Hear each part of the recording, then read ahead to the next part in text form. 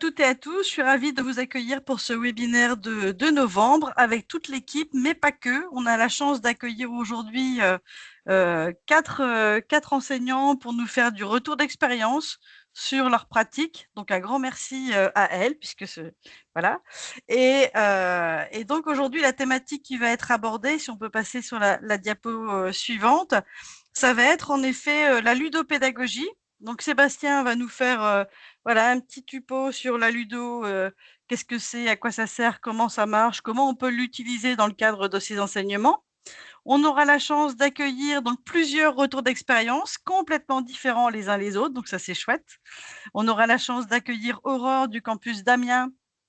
On aura la chance d'accueillir également Flore sur le campus de Beauvais et deux retours d'expérience pour le campus de Rouen, Tabata et Nancy. Et ensuite, on pourra également bénéficier des actualités en pédagogie préparées par les équipes des Learning Center. Et puis, s'il nous reste un petit peu de temps, le coin conf et salon. Je vais passer la parole à Sébastien sur la ludopédagogie. Qu'est-ce que c'est? Merci Marion. Alors, on avait déjà fait un webinaire de haute volée, hein, on peut se tâter hein, mutuellement, en mars 2023. Vous retrouverez le lien du webinaire à la fin justement de ce géniali-là, quand Marion le fait passer en fin de journée. Et du coup, je vais pas répéter ce qui a déjà été dit au travers de ce webinaire d'il y a 2 ans et demi. Euh, Très rapidement, on y faisait déjà une définition de ce dont on voulait parler quand on parlait de ludopédagogie, avec beaucoup de vocabulaire et beaucoup de gens qui s'en saisissent. Ludification, ludicisation, serious game. Et grosso modo, sans trop paraphraser, la ludification, c'est effectivement mettre du jeu dans des apprentissages. La ludicisation, c'est donner une apparence de jeu, reprendre les codes et la culture du jeu, mais sans pour autant mettre du jeu. Et même chose, les serious games, c'est prendre des mécaniques ludiques, mais sans pour autant rejouer un jeu. Ça paraît assez proche, et en fait, il y a des différences qui sont assez fondamentales, surtout quand on essaie de créer des choses, voilà, pour pas se tromper par rapport aux objectifs. On se posait aussi tout un tas de questions sur peut-on apprendre en jouant et peut-on faire de la ludopédagogie sans jeu? Et bah oui, évidemment, on peut apprendre en jouant et oui, on peut faire de la ludopédagogie sans jeu. Mais on ne peut pas faire n'importe quoi, n'importe comment. Car bah, un jeu, c'est un jeu. Et apprendre, c'est apprendre. Et puis, on parlait de posture et pour le prof et pour les élèves. Et on voyait bien que, eh ben, qu'on avait tout à gagner quand même à bien utiliser des ressorts ludiques quand c'est nécessaire, notamment pour des questions d'engagement et de motivation. Et puis, on voyait aussi qu'on pouvait les utiliser dans à peu près tous les domaines des apprentissages, que ce soit pour du positionnement, de l'introduction, de l'acquisition, de l'application. Je ne vais pas vous refaire tout le détail, mais sachez que sur le Geniali de mars 2023, vous avez à chaque fois des contenus sur ces petites choses, des exemples concrets. Et puis, il y avait aussi accès aux 47 mécaniques qui peuvent être utilisées pour ludifier, qu'Isa Marfisi m'avait gentiment fait passer à l'époque et je vous l'avais partagé. Pour finir, il y a une diapo qui vous permet de résumer la ludopédagogie à Unilassal à l'époque. Aujourd'hui, les choses sont encore d'actualité et en fait, je vous propose justement d'aller creuser un peu plus sur ces détails en quelques minutes. Quand on parle de ludopédagogie, on doit, entre guillemets, connaître quand même quelques noms et quelques personnes. C'est une démarche assez internationale euh, qui se développe au fil du XXe siècle, hein, fin 19e, début 20e, et le jeu, vraiment, on commence à vraiment y travailler autour du XXe siècle. Je ne remonterai pas jusqu'à Aristote, mais petit jeu dans le jeu, si quelqu'un me retrouve la fameuse phrase d'Aristote sur le jeu et la met dans le fil de conversation du webinaire, eh ben, je lui offre personnellement un café la prochaine fois que je le vois. En attendant, la première personne dont on peut parler, c'est Johan Huizinga, qui est un historien, lui, néerlandais, et qui en 38 sort Homo Ludens. Et il est assez connu, ce monsieur, et il est assez repris, même s'il y a des parties de ses thèses qui ont été battues en brèche, mais il est assez repris sur au moins une des choses qui est son fameux cercle magique dont je peux parler régulièrement dans les interventions. En fait, le fait que lorsque l'on est en train de jouer, on est dans un univers cohérent. Et ce qui se passe dans le jeu est différent de ce qui se passe en dehors du jeu. C'est notamment ce que va reprendre Roger Caillois, qui est un sociologue français et puis académicien, dans son bouquin Des jeux et des hommes en 58. Et lui, notamment, son principal apport, c'est de pouvoir définir, apporter une définition de ce qu'est le jeu. Il y a 6 ou 7 éléments, j'ai mis les principaux. Pour l'élément principal de cette définition-là, c'est de se dire que le jeu doit être, entre guillemets, sans autre enjeu que lui-même. En soi, Roger Caillois est complètement d'accord sur le fait que, comme Huizinga et comme déjà Aristote à l'époque disait, ben, le jeu permet d'apprendre et de passer de différents états, notamment de l'état d'enfance à l'état d'adulte. Et c'est aussi ce qui va mener au fait qu'on regarde le jeu de travers pendant longtemps parce qu'on considère qu'il n'y a que les enfants qui jouent. Mais jouer, c'est nécessaire pour passer de l'âge enfant à l'âge adulte. Des ethnographes, ethnologues ou sociologues, Claude Lévi-Strauss d'ailleurs va mettre en avant les notions de jeu dans des rituels, et pas que initiatiques, mais des rituels sociaux. Mais Roger Caillois définit bien que même si ça sert à apprendre, est un jeu quelque chose qui n'a pas d'autres enjeux que lui-même. Et il a ses propres règles. Donc en posant ça, on pose déjà le fait que ben, jouer et inclure du jeu dans les apprentissages, c'est un peu galvauder cette frontière-là.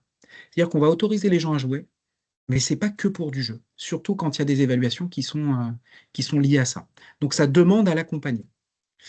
Euh, Autre personne importante, Mihaly Csikszentmihalyi, hein, je vous laisserai le prononcer tout seul, qui est plus connu pour sa théorie du flow, euh, du flow qui a été réétudié dans beaucoup de choses et repris dans beaucoup de choses. Ça fait beaucoup de bruit quand c'est sorti fin des années 70, mi-60, en 75 dans son ouvrage. Je vous rassure, je ne l'ai pas lu. Mais c'est pas le seul bouquin d'ailleurs dont je peux vous parler que je n'ai pas lu. Mais cette théorie en fait explique aussi très très bien comment on arrive à engager, et c'est la traduction que va en donner tout le monde à partir de ces travaux, comment on arrive à engager les gens en essayant de maintenir cet état permanent de plaisir et de sentiment de compétence. Comment, dans une approche répétitive ou dans une démarche répétitive, soit d'acquisition d'apprentissage, soit plus largement de je dois faire des séries de 3 machins pour gagner quelque chose, comment j'arrive à accrocher des gens pendant des heures? Et ben, notamment tous les jeux sur les téléphones avec des microtransactions qui ont explosé dans les années 2010 se sont inspirés notamment des théories du flow. Euh, c'est quelqu'un à connaître et vous pouvez trouver des résumés de ses travaux assez intéressants. Comme tous les travaux très intéressants, ils sont parfois décriés sur des points. Je vous laisserai regarder si ça vous intéresse. Autre personne qui pour moi est très importante dans cette approche du jeu, c'est Eric Sanchez. Eric Sanchez est biologiste, géologue à la base, et puis il est docteur en didactique des sciences. Il a un parcours hyper intéressant et actuellement il est à l'université de Genève. Lui, il est surtout penché à la fois sur des jeux numériques, mais aussi et surtout analogiques, et surtout dans l'évaluation au travers du jeu. Il est très très prolifique et on n'entend pas forcément beaucoup parler, et avec des points de vue très intéressants. Là, on est dans les années 2000, 2010, 2020. On est très proche de nous, hein. Quand on parle de personnes, d'acteurs du jeu sérieux, on ne peut pas passer à côté de Julian Alvarez parce qu'il est présent partout. Lui, il est très très axé sur du numérique. Il vend beaucoup de jeux numériques. Il a un laboratoire qui s'appelle Ludoscience, qui est plutôt une association avec 2 autres chercheurs. Et à la base, lui, c'est un spécialiste de l'information et de la communication, ce qui fait aussi qu'on entend parler partout. Et puis, dernière, mais non des moindres, aussi quelqu'un qui a un travail ultra intéressant que je vous conseille, c'est Isa Marfissi, qui a notamment en 2019 sorti un article qui est en anglais, mais pour le coup que j'ai lu, ça, et qui sont les 10 commandements du Serious Game, et qui est notamment, alors il y a le mot Padawan parce que ces 10 commandements, elle les tourne à la façon Yoda. C'est très intéressant pour son travail qu'elle fait sur la formation à concevoir des jeux. Et donc l'accompagnement, et donc cette posture un peu maïotique, à la fois très concrète, de produire un jeu, pourquoi faire, et en même temps accompagner les enseignants à questionner leur enseignement et ce pourquoi ils font un jeu. Des choses aussi qu'on met en place, mais qu'elle a mené avec le labo à des niveaux très très intéressants. Alors justement, chez nous, qu'est-ce qu'on fait? Eh ben, chez nous, ces sujets-là, comme je le disais, on en faisait un webinaire en 2023, en mars 2023, mais on y travaille depuis longtemps. On y travaille sur des dispositifs de formation et d'enseignement. On a mis en place une option semaine entre 2018 et 2021, où pendant 20 heures, j'accompagnais les élèves à produire et à comprendre comment fonctionnaient les modalités ludiques pour comprendre les mécaniques justement d'engagement, de collaboration, de coopération, de présentation, et pour les transposer dans leur parcours, eux, d'étudiants et de futurs ingénieurs. On a une formation qui est au catalogue, alors qui ne sort plus beaucoup, mais qui peut ressortir à votre demande pour concevoir des escape games pédagogiques. Et puis, on a des interventions régulièrement. La dernière, je suis intervenu avec notamment Marion Equiepalier et surtout Flore Despins dans la mineure Popularized Science. Et puis aussi sur Rennes, sur des projets puisque le jeu, c'est un bon vecteur entre la médiation pédagogique et aussi la médiation scientifique. C'est un bon moyen de faire passer des informations, soi-même apprendre en concevant ou en jouant, et apprendre et enseigner en faisant jouer les autres. Et puis, on fait des tas de productions internes. Alors, j'ai mis quelques exemples en 7 ans, des jeux de cartes de type timeline, ce qu'on a fait avec Dorothée Bizeray il y a quelques années, des jeux numériques, des jeux non numériques, des jeux suivis comme 15 Days in France, 11 épisodes en numérique à jouer en ligne, des jeux plus récents, Fais Action avec Sarah Oumadi, des jeux pour réviser, des jeux pour évaluer, des escape games physiques, des mises en situation, des jeux de rôle. Voilà, beaucoup de choses. Et puis des jeux qui se font sans mots aussi, hein. Je donne quelques exemples. Un jeu qui a été produit par François-Xavier Delucas sur les systèmes industriels. Segae, qui est un projet en dehors du Nil-la-Salle, qui était notamment dans lequel Julia Jouin a beaucoup produit et qui est toujours en ligne et d'accès gratuit. Je- J'espère que je ne me trompe pas. Les escape games en langue, par exemple, de Beate Musard, ou sur de la ludicisation, on a par exemple le projet Skill Quest de l'équipe numérique, qui, sans inclure des notions de jeu, mais habille cette UE avec tout un environnement ludique qui reprend les codes notamment du jeu de rôle avec des questions de quête, d'expérience, etc. En soi, c'est pas un jeu, mais ça plonge les élèves dans un univers ludique. Enfin, des accompagnements d'élèves, puisque pendant un moment, même si ça semble se calmer un peu, mais ça reviendra, beaucoup d'élèves étaient investis sur des questions de jeu, et on a pu accompagner des élèves, notamment sur les projets de la Tour Infernale, dont on a pu parler dans un autre webinaire, ou des mémoires de fin d'études, notamment en géologie, sur, par exemple, Dux, la fresque des ressources minérales, ou plus récemment un PIRA, un projet d'initiation à la recherche sur un escape game sur la plateforme en géologie. Voilà ce qu'on peut faire chez nous. Pour finir, 5 petits motos et un appel à contribution. Euh, le jeu peut vraiment se glisser partout. Voilà, autant ne pas se priver quand c'est pertinent et quand ça nous fait plaisir. Le plaisir est un bon moteur de motivation et d'apprentissage. Et puis, ça permet de varier le discours. Donc, ça permet de faire passer des notions là où, de manière un peu plus théorique, ça passerait peut-être moins. Le jeu, pardon, et jouer, c'est un bon levier d'engagement, évidemment. Et ça, c'est pas seulement depuis la théorie du flow, mais on s'en rend compte. C'est un super cadre de transdisciplinarité aussi, puisque c'est l'occasion aussi de pouvoir mélanger dans un jeu un peu plus complexe, pas forcément compliqué, mais différents champs disciplinaires. Et pourquoi ne pas imaginer des évaluations d'UE autour d'une forme ludique? Et les deux derniers motos sont un peu plus des mises en garde. Attention, il ne faut pas croire que jouer, c'est un apprentissage en soi. Jouer, c'est jouer. Ça compte pour du jeu, c'est pour du jeu. Et en soi, ce n'est pas automatiquement un apprentissage, même si c'est un vecteur possible et très puissant d'apprentissage. Et puis le jeu, c'est pas une garantie de réussite, même si c'est un très bon jeu, même si c'est bien timé. Et puis vous reverrez si vous retournez sur le webinaire d'il y a 2 ans et demi, où j'aurais expliqué les étapes qui me paraissent les plus vertueuses pour concevoir un jeu et pour l'animer, même en incluant bien une introduction et un débrief. Et ben, il y a des gens qui sont beaucoup moins joueurs. Il y a des promotions avec qui ça marche moins bien, première année qui peuvent être moins sensibilisés, alors qu'en cinquième année, ils arrivent à voir au-delà de la forme. On n'est pas tous égaux dans notre rapport au jeu, et puis il y a des gens qui aiment bien la compétition, des gens qui aiment bien la collaboration. C'est très complexe. Même en ayant fait un bon jeu, c'est pas forcément un bon moment d'apprentissage pour tout le monde. Et je finis sur un appel à contribution sur les learning centres de Rouen et de Beauvais. On a une ludothèque depuis quelques temps déjà. Sur Beauvais, on souhaitait une pédago-ludothèque. On a déjà des jeux inclusifs et des jeux qui peuvent être utiles en situation de formation ou d'enseignement. N'hésitez pas à nous contacter ou à me contacter et à m'envoyer possiblement les noms des jeux que vous utilisez ou les jeux auxquels vous avez contribué ou les jeux que vous avez créés de manière à pouvoir élargir possiblement un catalogue, alors qui ne serait pas forcément empruntable, mais qui permettrait d'avoir un regard un peu exhaustif sur le poids et la présence du jeu dans le groupe Unilassal. Ça viendra, ça viendra agrandir, pourquoi pas, les ludothèques que proposent les Learning Centres. Voilà, c'est tout pour ma part. Merci Sébastien. On accueille du coup Aurore Bordet pour ce premier retour d'expérience. On a la chance d'en avoir 4 aujourd'hui. Et donc c'est Aurore qui va commencer avec le jeu Phone Impact, qui est un jeu là pour le coup pour lequel on a acheté des exemplaires pour tous les campus.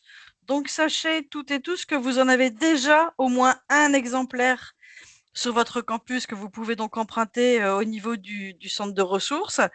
Et si vous avez besoin de plus d'exemplaires, comme ce jeu est gratuit, n'hésitez pas à me le dire pour que je passe une commande et que je vous livre, que je vous le livre directement sur votre campus. Donc voilà, donc sur le campus d'Amiens, qui est un gros utilisateur pour le coup, même si c'est les primos, utilisateur de Phone Impact, il y a 6 ou 7 exemplaires, je crois, disponibles. Je te laisse le micro, Aurore, et je laisse Sébastien agrandir la diapo. Merci, bonjour tout le monde. Donc comme Marion l'a dit, en effet, au final, elle a mis à disposition ce jeu et ça a tombé un petit peu au moment où un de mes cours allait commencer et puis je me suis dit autant en profiter pour essayer de l'inclure dedans parce que comme l'a dit Sébastien, finalement ça faisait varier mon cours, voilà, ça faisait un changement pour essayer de garder attention. C'est pas euh, le cours en question, c'est sur la transition écologique et sociétale, et je l'ai mis en place dans un DTD.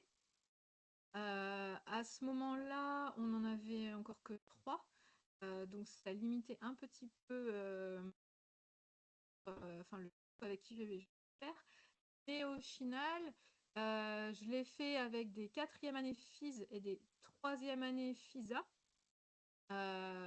Et avec des sous-groupes de 3 à 4 joueurs. Ce qui est 4 joueurs, c'est pas mal en fait, je trouve, pour ce jeu. Parce que ça permet d'avoir un temps total qui est correct. Voilà, il parle de 40 minutes et à 4 joueurs, c'est ça. Sur ce jeu, ce qui est sympa, c'est l'accompagnement. En fait, il y a un site internet qui est hyper bien fait avec plein de ressources. Donc moi aussi, par manque de temps, je me suis vachement basée sur ce site. Puis au final, ça n'a rien non plus de réinventer la poudre. Et ce qui m'a permis de faire une intro finalement assez courte de 10 minutes sur l'aspect extraction de minerais, comment ça se passe.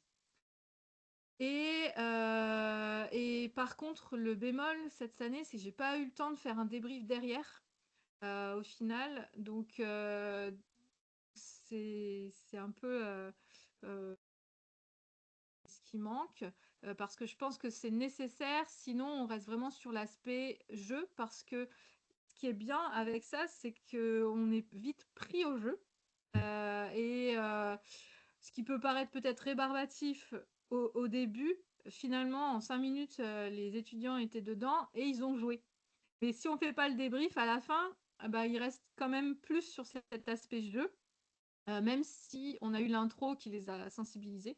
Donc, Donc vraiment importance du débrief. Et pour les FISA aussi, j'avais fait une petite préparation sur Moodle au final, en faisant une vidéo avec des questions dedans, ce qui a permis d'encore accentuer le côté préparation sans que ce soit trop lourd. Donc voilà. Donc ce que je voulais dire là-dessus, c'est que le jeu, il est facile à prendre en main. Il y a des ressources très bien faites en ligne. Et puis, pour ma part, l'objectif d'être sensibilisé à l'aspect utilisation de minerais, etc., je pense que c'est atteint. Et puis, les smartphones, ça leur parle vraiment énormément. Et c'est aussi transposable à tous les équipements électroniques. Donc aujourd'hui, je pense que ça fait vraiment écho pour les étudiants, quoi. Merci Aurore. Alors en effet, on est souvent sollicité, on est allé dans pas mal de salons ces derniers temps et on nous offre des jeux. Donc on en profite et quelquefois, voilà, on va vous laisser sur un coin de votre bureau parce qu'on sait que vous êtes un peu, voilà, dans ce genre de pratique, un jeu. Donc demain, je vais en déposer un, à mon avis, sur un mien à tester et j'en ai quand même, pas mal comme ça. Donc si c'est des choses qui vous intéressent, n'hésitez pas à le dire parce que de plus en plus dans les salons, on reçoit, comme là pour Fun Impact, des kits. Et donc, si on clique sur le petit œil de la diapo, en fait, c'est vraiment un kit complet. C'est-à-dire que, en effet, on peut commander des boîtes de jeux avec tout ce que ça comporte. Et auquel cas, là, on a des boîtes physiques, hein, mais on peut aussi tout imprimer soi-même. C'est-à-dire que si on voulait se faire pour son cours toute une batterie de jeux, on peut les imprimer soi-même. Le kit est vraiment complet. Il y a les règles, il y a vraiment tout ce qu'il faut, les cartes, etc., les formats sous lesquels il faut imprimer. Et c'est plutôt extrêmement bien fait. Et ils ont un autre jeu qui est dans les tuyaux. On en parlera un petit peu plus tard. Mais en tout cas, voilà, c'est plutôt assez bien fait pour l'enseignant qui a assez peu de temps pour concevoir. C'est un kit clé en main qui fonctionne bien. Merci. Et là, on va accueillir Flore pour son retour d'expérience sur Pop Science. C'est à toi, Flore.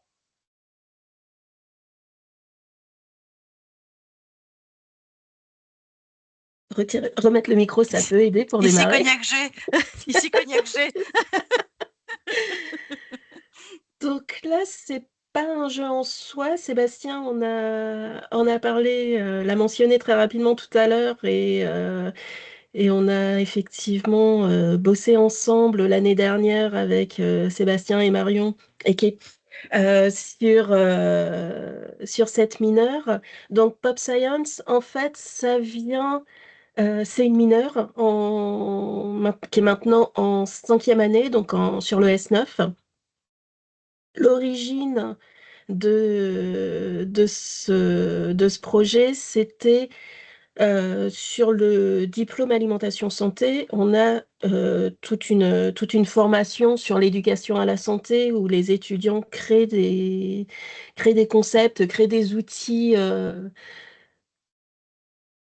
ludiques ou ludopédagogiques, je ne sais pas trop. En tout cas, ils essayent de faire passer un message pour différents types de populations et j'ai une affinité particulière pour la vulgarisation scientifique. Et donc, on avait créé cette mineure au départ pour essayer de faire travailler, de faire réfléchir les étudiants sur différentes modalités de vulgarisation. Et les premières sessions étaient plutôt sur créer une exposition et rédiger un article de vulgarisation scientifique. Et on s'est rendu compte que les étudiants faisaient des posters et puis c'était ni fait ni à faire. On allait nulle part. Et en discutant avec Sébastien et Marion il y a un an, on a pensé que l'approche de création de jeu plutôt que de création d'une affiche était intéressante. On s'est associé aussi avec un créateur de jeux à Beauvais, ce qui facilite énormément les choses. Et donc, l'année dernière, les étudiants ont eu une introduction sur les mécaniques de jeu, ont eu une session avec Sébastien sur l'approche ludopédagogique, et ensuite ont eu la possibilité de créer donc 3 jeux sur les intelligences, qui était la thématique de la fête de la science de cette année. Et donc, les étudiants nous ont créé 3 jeux. Donc, le premier, on le voit sur la photo, c'était sur l'intelligence des fourmis et les différents rôles que les fourmis peuvent avoir pour ramener de la nourriture dans la fourmilière. Euh, Un autre jeu était sur le cerveau et les différentes fonctions du cerveau avec l'intelligence visuelle, émotionnelle, la mémoire, l'action, la parole, etc. Où là, c'était plus un jeu de quiz qui était techniquement hors sujet, mais sympathique quand même, où il y avait voilà, plusieurs types de missions pour gagner des neurones et connecter des lobes du cerveau. Et le dernier jeu était un jeu de cartes sur l'intelligence émotionnelle, qui était là destiné aux tout petits pour les faire parler de leurs émotions. Et donc, le brief qu'on avait donné aux étudiants, c'était: on parle d'intelligence, vous choisissez votre cible, vous choisissez le mode d'intelligence. On fait un crash test à mi-parcours pour vous dire ce qu'on en pense. Vous avez interdiction de faire un jeu de quiz ou un trivial poursuite. Bon, on est un peu passé à côté sur certains, sur certains groupes. Mais voilà, vous nous expliquez, vous créez un prototype, vous créez les règles du jeu. Vous nous dites pour qui c'est, combien de temps ça dure, et on fait une partie à la fin pour voir si ça marche. Et concrètement, ça a plutôt bien marché. Des groupes qui étaient plus réactifs que d'autres, plus réceptifs au feedback. Certains étaient très réfractaires au feedback, d'autres un peu plus à l'écoute. Et donc, cette année, on voulait le renouveler avec un format un peu différent, c'est-à-dire on voulait proposer une journée entière avec Rémi, qui serait un espèce de mini bootcamp de créativité voilà, pour créer les concepts. Utiliser aussi un jeu Evolute qui s'appelle Et maintenant on joue, pour aborder les différentes mécaniques de jeu. Et à partir de là, les étudiants continue avec 20 heures de créativité, un débrief, un crash test à mi-parcours et une évaluation en conditions réelles avec leur public cible en fin de mineur. Donc, il y a, pour ceux qui sont intéressés, il y a la diapositive du module qui réexplique tout ce contexte. Donc, si vous êtes intéressé sur les autres campus, c'est donc une mineure du bloc 5. Donc, non, du bloc 6, la mineure de décembre, en 5e année. Donc, n'hésitez pas si vous pensez que ça peut intéresser vos étudiants à en parler. Et on a aussi, j'ai mis en bas le lien avec 2 vlogs des étudiants. Donc, on leur avait demandé, peu importe lequel, il faut surtout pas mettre le son parce que leurs musiques sont très soporifiques. Ah mince. Bon, bah, désolée. Je vous redonnerai le lien je redonnerai le lien s'il y a besoin, il n'y a pas de souci. Et donc, on avait demandé aux étudiants de faire un vlog tout au long des 2 semaines et de partager leur création, leur dynamique d'équipe et leur création du jeu pendant les 2 semaines. Donc c'était assez sympa aussi comme témoignage.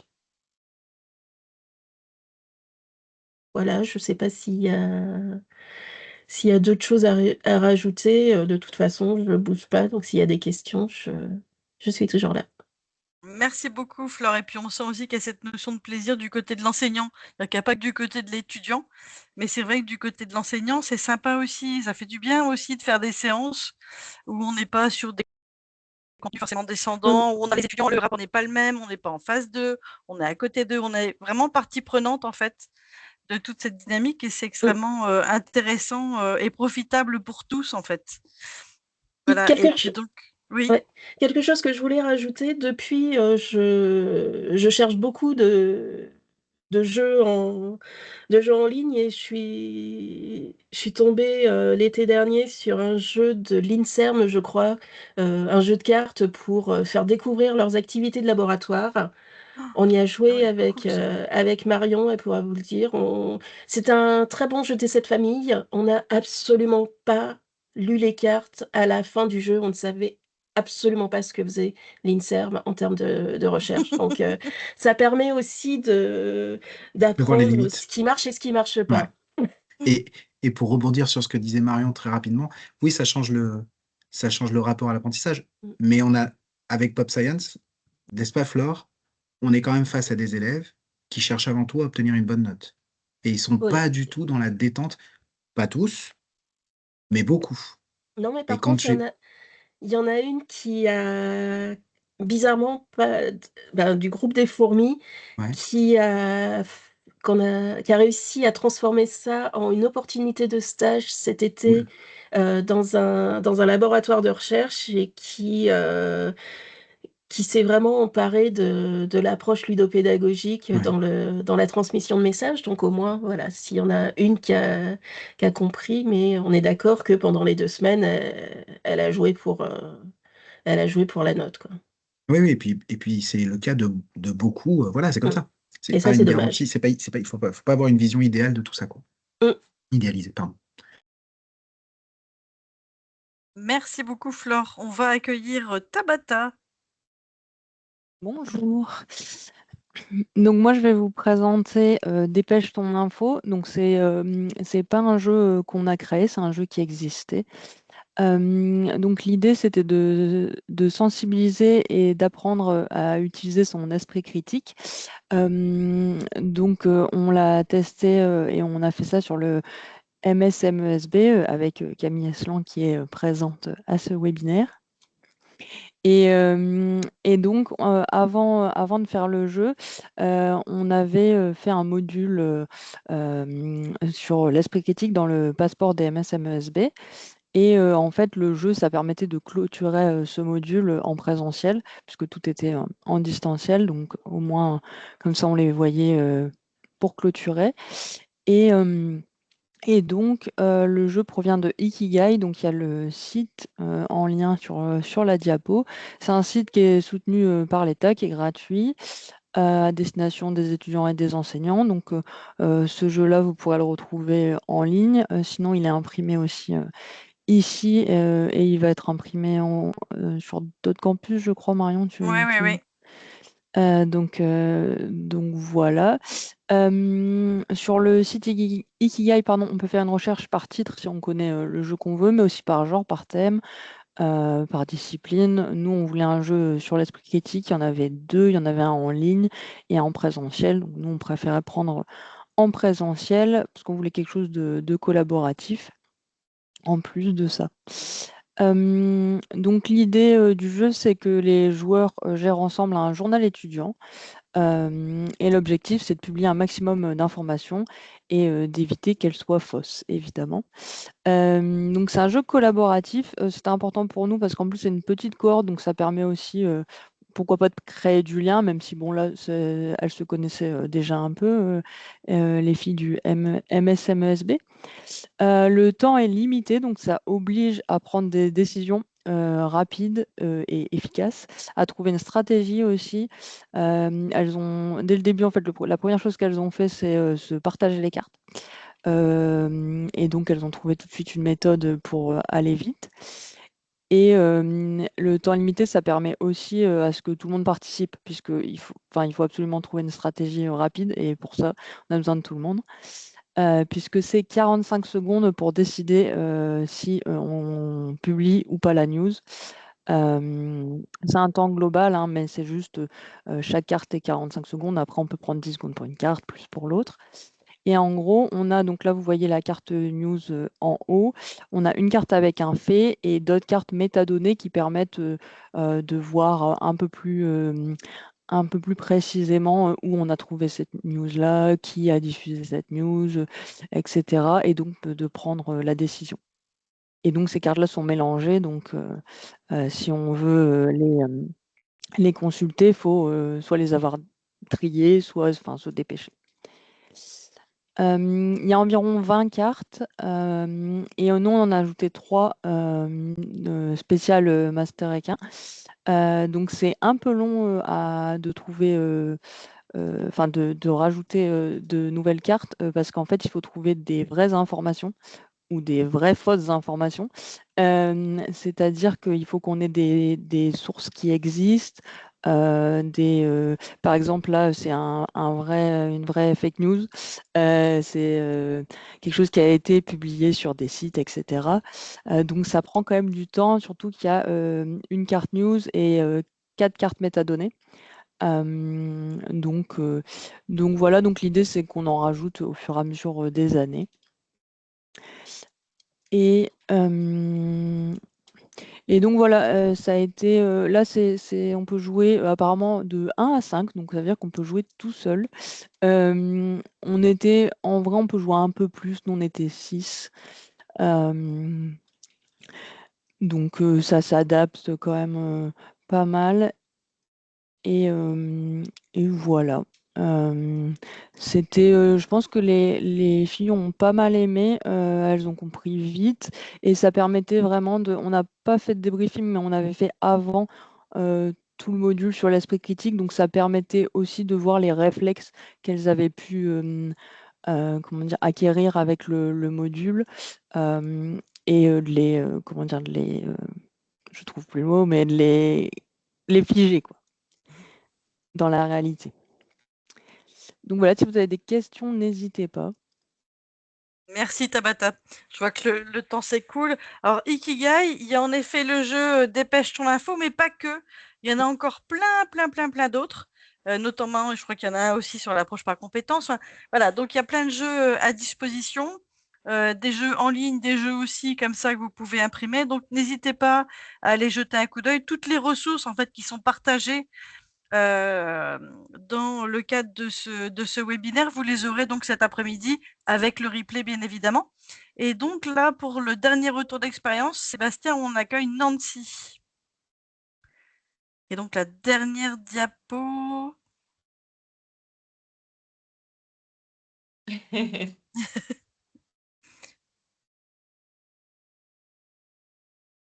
Oui, donc la question que je vais vous poser, c'est si je vous dis on va faire 2 semaines intensives de statistiques, quelle est votre réaction? Parce que Chouette. Ouais, non merci. Donc souvent c'est un peu genre oh. Oui, c'est ça. On n'a Oh pas non, envie d'y je aller. saute mon tour.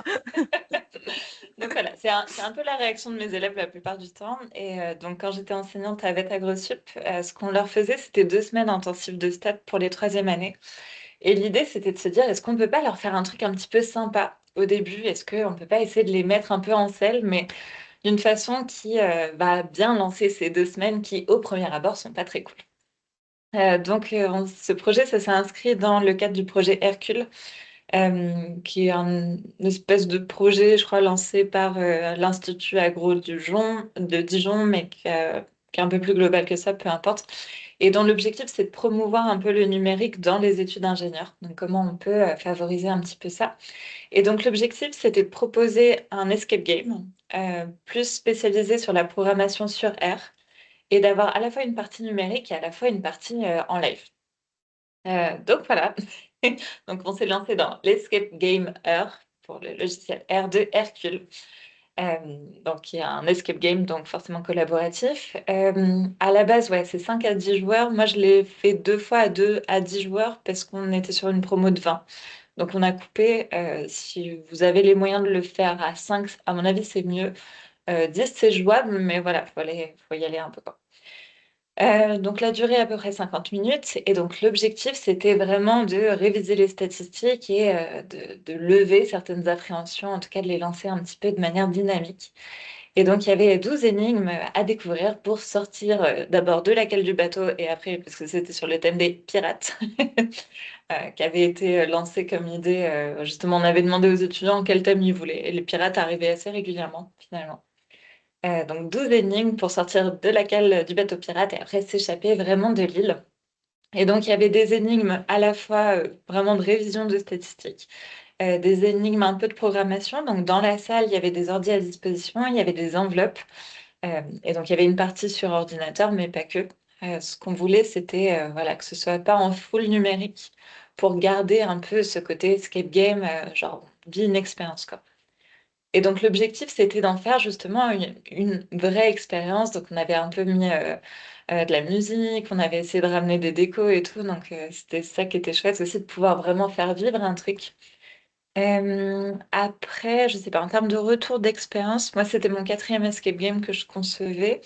Euh, mais voilà, je pense que la difficulté à chaque fois quand on en fait un, c'est de se dire comment je fais pour que ce soit un escape game et pas une chasse au trésor. Donc dans l'escape game, il y a vraiment ce truc de ça doit pas être full linéaire. Et d'autant plus quand on a 10 apprenants, le full linéaire, ça va vite poser problème. Donc voilà, d'arriver à se dire comment je crée une structure qui a du sens par rapport à l'histoire, qui est pas linéaire et qui fait qu'à la fin, je m'en mêle pas tout seul les pinceaux, ce qui peut arriver. Euh, donc moi, ce qui marche assez bien chez moi, c'est de faire une vraie map de, OK, l'histoire, elle est dans quel sens, quelles sont les étapes. Ce qui est de la difficulté d'un escape game, c'est que c'est pas nous qui favorisons tous les chemins. En fait, les apprenants vont aussi se faire des logiques à eux et vont pas forcément prendre le chemin qu'on avait prévu. Donc comment on arrive à anticiper, entre guillemets, de nouveaux chemins et comment dire, les rediriger quand c'est nécessaire. Euh, Après, ce qui est chouette quand même dans ce type d'animation-là, c'est que le maître du jeu a quand même un vrai rôle. Genre, même si c'est pas complètement finalisé, qu'il y a encore des petits couacs, bah, en fait, c'est pas grave parce que en tant que maître du jeu, on peut vraiment avoir ce rôle de gérer des imprévus, de rediriger quand il y a un petit souci. Donc, ça, c'était plutôt pas mal. Et après, qu'est-ce que je m'étais dit que ça peut être sympa? Donc, on a parlé de l'ambiance. Et après, pour ce qui est de retenir des informations, donc, on avait fait un débrief à la fin. Je ne sais pas s'ils ont retenu tant de choses que ça pendant cette première heure-là. Mais après, ce qui était pas mal, c'est que moi, ça me permettait de reprendre après, en gros, dans les 2 semaines intensives, ils bossaient sur le projet. Mais il y avait aussi des moments où on parlait, on faisait des espèces de mini-cours de récap. Bah, moi, ça me permettait de reprendre les exemples de l'escape game et du coup, de revenir un petit peu là-dessus, d'en faire. Donc, je pense que le récap était pas incroyable, mais en même temps, c'était repris derrière et au moins, ça les a vraiment. J'ai pas eu des élèves qui étaient vraiment genre, les stats, je déteste ça, je veux vraiment pas y aller. Ça a fait un petit, comment dire, un premier pas qui était chouette, quoi. Voilà.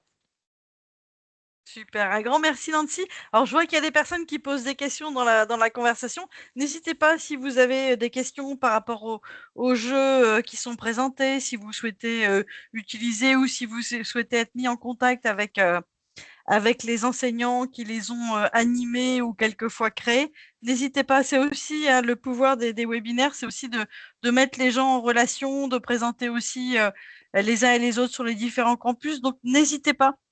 Vous pouvez aussi ne pas passer par nous, vous pouvez contacter les gens directement si vous souhaitez échanger sur leurs pratiques, est-ce que vous souhaitez éventuellement, pourquoi pas, avoir parmi tes sources d'inspiration la possibilité de collaborer aussi quelquefois. Donc n'hésitez pas à le faire. Un grand merci en tout cas à toutes les 4 pour ces retours d'expérience. Et on va passer aux actualités en pédagogie. Oui, bonjour. J'allais te demander celle si tu pouvais juste. Alors, je vous mets ma petit partage de fenêtre. Je peux aussi. Alors, Voilà. Ok. ouais, merci. Bonjour tout le monde. Alors, du coup, pour les actus pédago, on va commencer par une petite définition, hein. Donc, Je Bosse, c'est une société qui crée et anime des ateliers de développement managérial à travers le jeu. Et dans ce petit document, ils ont repris diverses notions autour de la ludopédagogie, comme le mot gamification, le mot simulation, le mot jeu sérieux, avec à chaque fois une définition et des exemples concrets pour permettre voilà, de se remettre un petit peu en tête tous les différents mots de l'univers de la ludopédagogie. Donc voilà, c'est plutôt sympa à garder sous le coude. Et du coup, je passe la parole à ma collègue Nathalie pour la suite. Bonjour à toutes et à tous. Donc, on avait envie de faire un focus sur un profil à suivre. Alors, Sébastien, on a parlé un petit peu au démarrage voilà, de ce webinaire. Donc, lumière sur Julien Alvarez, qui est donc spécialiste des sciences de l'information et donc qui travaille autour de l'emploi du jeu comme médiation dans les domaines de la formation, de la santé, du marketing, et donc spécialiste notamment de ludopédagogie, serious game et gamification. Donc, l'idée sur cette slide, c'est de mettre en avant son compte LinkedIn et de faire aussi un lien sur la plateforme HAL, sur laquelle vous allez pouvoir retrouver 36 de ses publications voilà, sur les différentes thématiques de recherche. Ensuite, on vous a sélectionné 2 replays pour découvrir ou redécouvrir la ludopédagogie et les concepts qui l'entourent. Alors, la première s'appelle « À la découverte de la ludopédagogie ». C'est une vidéo issue de la journée et des initiatives pédagogiques de l'Université de Toulon en juin 2024. Les présentateurs sont Jérôme Legrippage, qui est historien des idées et chercheur en sciences du jeu, et Damien Leroy, qui est ingénieur pédago à l'Université de Caen-Normandie. Ils ont abordé différentes questions comme comment faire usage du jeu dans un cours, est-ce que le jeu est un levier efficace dans les apprentissages, quels sont les avantages et les points de vigilance, etc. Donc voilà, n'hésitez pas à les découvrir. Tous les liens sont cliquables, comme d'habitude, les images pour accéder aux documents. Et En plus, la Jérôme, seconde... Jérôme qui est du coup au Gaming Lab de Caen, qu'on a eu la chance de rencontrer il y a une quinzaine de jours avec Tabata et qui est super sympa et qui anime également des formations à la ludopédagogie. Je crois qu'il y a 2 sessions en 2026, avril et mai. Voilà. Passe l'info. Et c'est très très intéressant le grippage, c'est vraiment très très bien. Je plus crois. Et du coup, la deuxième vidéo donc, est issue des travaux de Jérôme Legrippage. Donc, ça s'appelle le concept de ludopédagogie. Et dans cette vidéo, on va présenter en fait, le concept de ludopédagogie, donc de cette méthode d'apprentissage et des pédagogies actives, comment ça se met en place au niveau de l'action des compétences, mais également quelles sont ses limites et les conditions de la réussite dans tout ça. Ensuite, on voulait vous présenter 2 catalogues. Alors, Marion en a parlé déjà un tout petit peu tout à l'heure. Donc, le premier catalogue, c'est celui d'Ikagai Games for Citizens. Donc, c'est le premier pôle de production et de recherche en gamification à l'échelle nationale. Et donc, ça, c'est un pôle qui est soutenu à la fois par le ministère de l'Enseignement supérieur et de la Recherche, du ministère de l'Éducation nationale et du ministère de la Culture. Donc, sur ce portail, vous allez retrouver un catalogue de jeux assez impressionnant qui s'enrichit régulièrement. Donc, il peut y avoir, par exemple, le jeu L-Link pour déjouer les fake news, Climatic Tag pour lutter ensemble contre le changement climatique, ou alors To Be in the Norms pour travailler sur la bibliographie, et ça, pour le plus grand plaisir des documentalistes. Et ensuite aussi, un catalogue de jeux intéressant aussi sur Todd Cursus. Donc, ce qu'on vous conseille, on vous a mis les liens, c'est d'aller dessus et puis d'aller chercher un petit peu, d'aller picorer parmi toute l'offre qui vous est proposée. Et encore une fois, il n'y a pas que du numérique. C'est ça qui est bien. On est d'accord. Sur le site Ikigai et sur Todd Cursus aussi. Todd Cursus est encore très très pointu sur les domaines disciplinaires et on trouve vraiment de tout, quoi.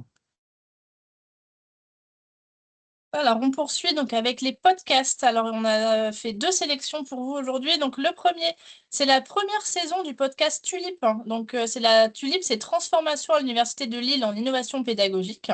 Et leur première saison est dédiée à la ludopédagogie. Et en 10 épisodes, on va pouvoir casser certaines idées reçues sur l'utilisation du jeu dans l'enseignement supérieur et en faire un allié pour les apprentissages.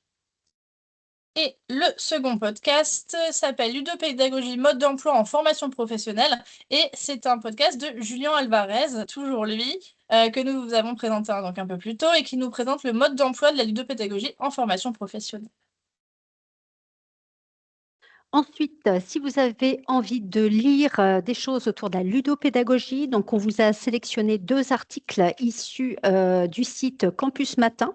Donc, le premier sur les gaming labs et les bénéfices du jeu dans la pédagogie, et le second plutôt sur le développement d'une start-up qui a pour vocation de repenser le jeu dans l'enseignement supérieur au sein de Isae Supmeca. Et ça parle également de tous les enjeux financiers qui sont liés. Ensuite, du côté des centres de doc, alors voici les petites nouveautés sur le sujet du jour. Donc, la boîte à outils de la ludopédagogie est sortie il n'y a pas très très longtemps. Vous le trouverez sur le campus de Rouen et le campus de Beauvais et aussi sur ScholarVox, mais en fait c'est une erreur. On a vérifié, il n'y est pas. On a juste oublié de modifier, je suis désolée. Le deuxième ouvrage, Pratique pédagogique innovante, construire la pédagogie de demain, est un nouvel ouvrage disponible à Rouen. Et le troisième est de la collection Game of Pro qui va vous proposer en fait plein de petits jeux pour s'entraîner à apprendre. Et là, il est en commande sur le campus de Beauvais et il ne va pas tarder à arriver. Et pour finir, on voulait vous montrer un petit peu, alors Sébastien en a parlé un peu tout à l'heure, que dans nos centres de doc et Learning Center, on commençait à avoir des ludothèques. Donc là, sur la gauche, vous allez pouvoir voir un petit aperçu de la ludothèque de Rouen. Donc, comment elle a été créée, cette ludothèque? C'est des choix des documentalistes et aussi des suggestions faites par des étudiants ou des collègues. Donc, vous pouvez retrouver cette sélection de jeux à l'entrée du centre de doc, mais il y a également un rayon dédié et vous pouvez les emprunter directement sur place. Concernant Beauvais, alors nous, c'est un projet qui a un an maintenant. C'est une collaboration avec Sébastien, mais également avec une association étudiante autour des jeux de société et un bar à jeux à Beauvais qui nous a accompagnés aussi dans le choix. Donc, on a des jeux de société des plus classiques et des plus connus, et puis une partie aussi un peu plus ludopédagogique qui avait été montée avec la CAP.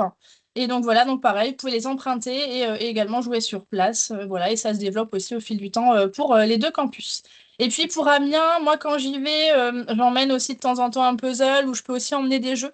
Donc pour les collègues d'Amiens, n'hésitez pas à me demander un petit peu si vous avez des envies de jeux, on peut vous les rapporter. Voilà pour nous. Merci beaucoup. On arrive au terme de ce webinaire. On a eu la chance d'aller également ce mois-ci et la semaine prochaine, ce sera également la même chose, d'aller dans des salons ou des conférences. On a eu la chance d'aller à l'université de Caen pour participer au Learning Lab Network, qui est un peu le rassemblement de tous les établissements avec des learning centers, des learning labs, etc. Et l'idée, c'est d'échanger sur les pratiques, d'échanger sur les learning centers et les usages. Donc, on a eu la chance de participer à plusieurs ateliers et donc vous pourrez récupérer à l'issue de ce webinaire en fait toutes les présentations qui ont été réalisées et également les ateliers auxquels on a participé donc dans le support. Parallèlement à ça, on a eu la chance aussi d'aller à la conférence des grandes écoles à Supmeca pour participer à des ateliers non pas sur le jeu mais sur l'IA. Voilà, on a eu la chance aussi d'avoir le ministère qui nous présentait sa feuille de route et on vous partage également dans le support dès cet après-midi toutes les ressources qui ont été partagées lors de la conférence des grandes écoles, de ce bilan en fait à 3 ans sur l'IA, les usages des étudiants, les usages des enseignants, et puis surtout la feuille de route avec tout ce qui va être mis à disposition des établissements d'enseignement supérieur, notamment en termes de formation. Là où c'est compliqué quelquefois, parce que les choses bougent extrêmement vite sur l'IA, c'est compliqué d'avoir toujours des formations à jour, etc. Donc, PIX, typiquement, va mettre en place un parcours de formation qui sera disponible pour l'enseignement supérieur. Il y a Brevet IA qui est sorti aussi, qui est une création de, je ne sais plus si c'est pas Mines Télécom, c'est un autre établissement. Mais voilà, donc toutes ces ressources, on vous les a mises à disposition pour vous inspirer, pour information, et également toutes les vidéos des conférences qui ont été présentées. Voilà, donc vous aurez tout ça dès cet après-midi avec le replay.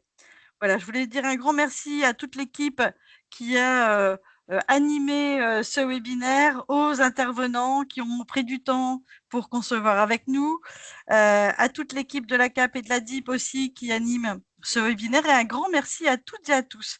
N'hésitez pas à prendre 1 minute parce que c'est véritablement le temps qu'il vous faudra pour répondre à notre petit test WOOC pour évaluer l'intervention. On aime bien savoir si ça vous a plu ou pas, si vous avez d'autres idées. Donc, n'hésitez pas à prendre 1 minute pour répondre à ce questionnaire.